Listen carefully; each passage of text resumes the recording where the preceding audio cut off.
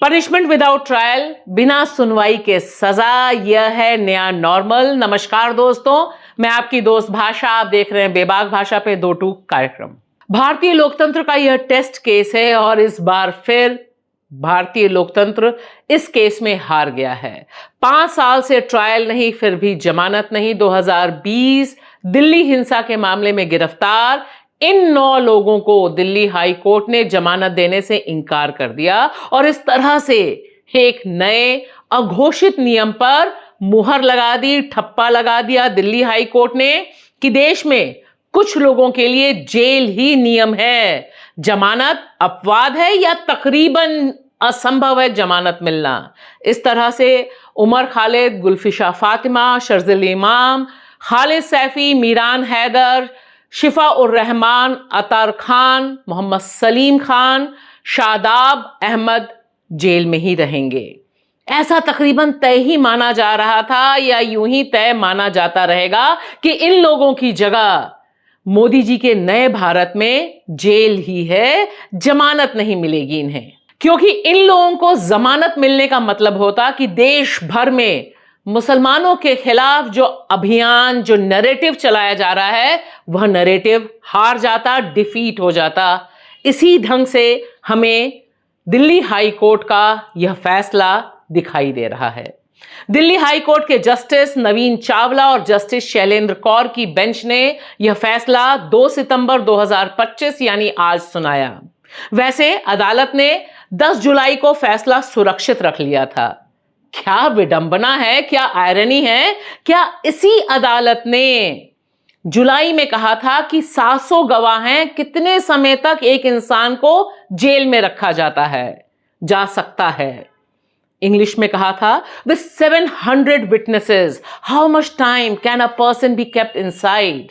सवाल बहुत सीधा है कि जुलाई से लेकर 2 सितंबर के बीच ऐसा क्या बदल गया कि आज अदालत में आते ही बस एक लाइन में फरमान सुना दिया गया, अपील्स डिसमिस्ड, सारी अपीलें खारिज।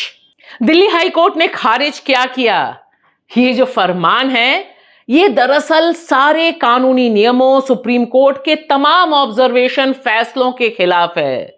लेकिन यही अब नए भारत का नया नॉर्मल है। हत्यारे, बलात्कारी, हैबिचुअल रेपिस्ट हर महीने जेल से बाहर पैरोल पर आते हैं, जन्मदिन मनाते हैं, चुनाव तक को इन्फ्लुएंस करने का काम करते हैं। यह नॉर्मल है और इस तरह से पढ़ने लिखने एक्टिविस्टों का जेल में रहना नया नॉर्मल है। यह तस्वीरें चाहे राम रहीम की हो या आसाराम की या कुलदीप सेंगर की या बृजभूषण शरण सिंह की, अनगिनत तस्वीरें हमारे चारों तरफ चीख चीख कर कह रही हैं कि ये लोग कानून की पकड़ से बाहर हैं, हर समय या तो जमानत या पैरोल पर बाहर हैं, क्योंकि एक पॉलिटिकल इन्फ्लुएंस है। और जो लोग जेल में अंदर हैं, जिनकी हम आज बात कर रहे हैं, ये क्या महज इत्तेफाक है कि ये 9 लोग 9 के 9 मुसलमान हैं?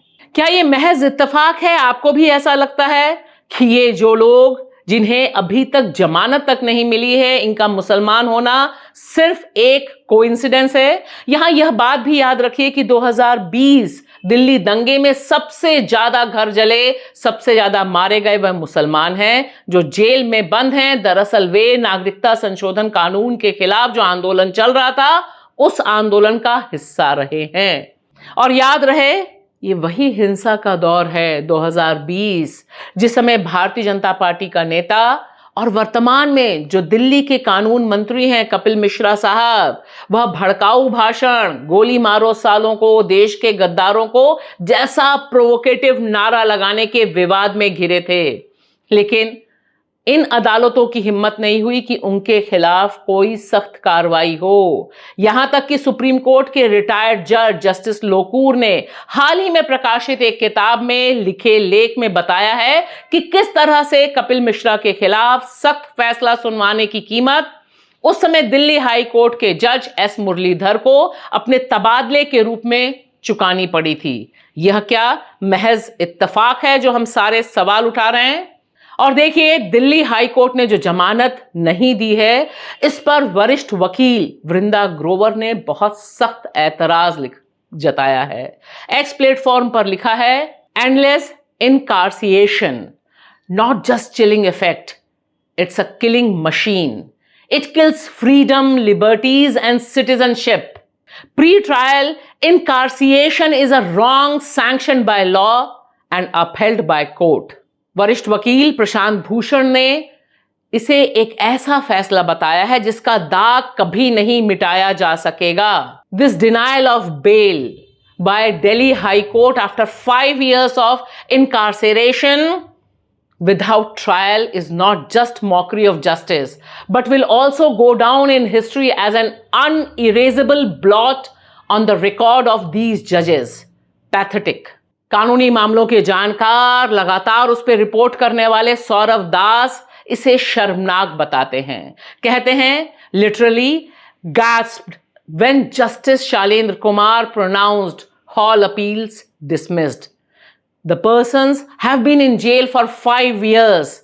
Their bail pleas have gone through multiple benches, heard, reheard, kept pending, and now ultimately dismissed in cold. Travesty of justice. Shame.